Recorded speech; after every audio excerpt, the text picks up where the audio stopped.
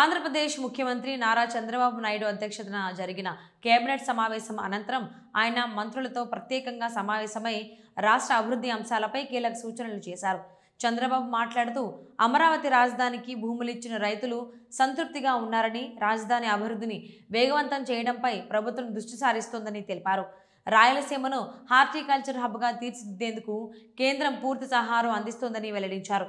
Polavaram project రాష్ట్ర భవిష్యత్తుకు అత్యంత కీలకమని పేర్కొంటూ 2027 నాటికి ప్రాజెక్టు పూర్తి చేయడమే లక్ష్యంగా పెట్టుకున్నామని చెప్పారు.